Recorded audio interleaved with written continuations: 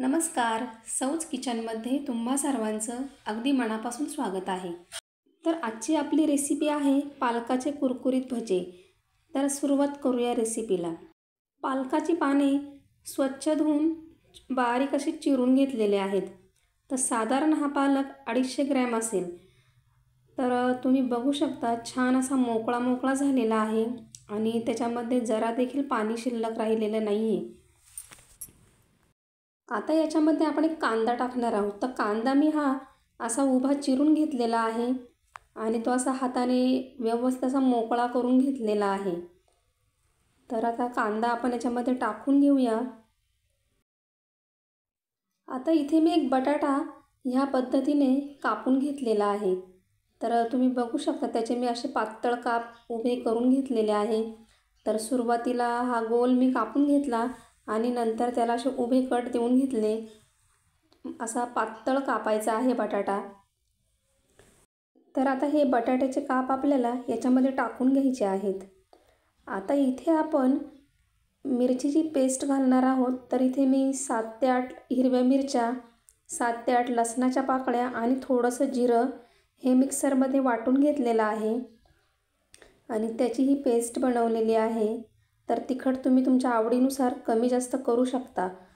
चवीनुसार मीठ टाकायचं आहे आणि याच्यामध्ये पाव चमचा हळद टाकलेली आहे. आता याच्यामध्ये मी थोडंसं लाल तिखट पण टाकणार आहे.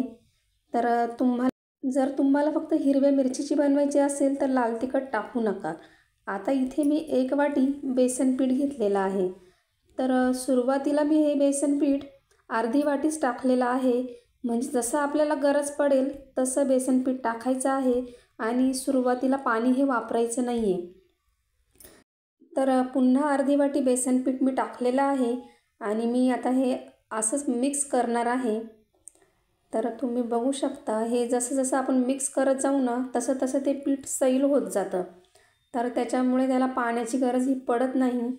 पण नंतर आपल्याला कसं पीठ हवं आहे ना त्याच्यावर अवलंबून आहे का आपण पाणी टाकायचं का नाही. मला थोडं सैल पीठ हवं आहे म्हणून मी ते फक्त 2च चमचे पाणी वापरलेलं आहे. तर आता ते एकदा पुन्हा मिक्स करून घेऊया आणि मी इथे हातावर थोडासा ओवा घेतलेला आहे. तो असाच हातावर चोळून त्याच्यामध्ये टाकायचा. ओव्याने खूप छान चव येते भज्यांना. तर आता ते एकदा पुन्हा आपल्याला 1 ते 2 मिनिटांसाठी ओवा हा त्याच्यामध्ये व्यवस्थित असा मिक्स करून घ्यायचा आहे. तर तुम्ही बघू शकता मी अशा प्रकारे पीठ कालवून घेतलेलं आहे. जास्त कोरडं नाही आहे, थोडंसं मी सैल ठेवलेलं आहे. आता एका कढईमध्ये आपल्याला तेल टाकून ते गरम करून घ्यायचं आहे आणि तेल तापलं की आपल्याला त्याच्यात ह्या पद्धतीने भजे सोडून घ्यायचे आहे. तर अशा प्रकारे मी एक एक करून भजे तोडून घेतलेले आहे. तर आता साईज तुमच्यावर अवलंबून आहे. तुम्हाला छोटे हवे आहेत की मोठी साईज हवी आहेत.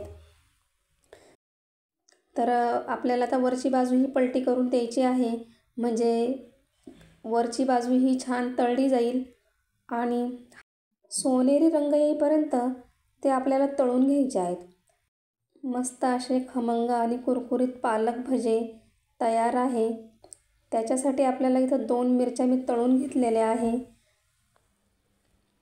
तर अशा पद्धतीने तुम्ही पालक, कांदा, बटाटा मिक्स करून ह्या पद्धतीने भजे बनवून बघा. नेहमीपेक्षा खूपच छान लागतात चवीला. तर मस्त असे खमंग आणि कुरकुरीत पालक भजे तयार आहेत. तर तुम्हाला रेसिपी कशी वाटली? आवडल्यास लाईक करा, कमेंट करा, चॅनलला सबस्क्राईब करा. माझा हा व्हिडिओ शेवटपर्यंत बघितला त्याबद्दल खूप खूप आभारी.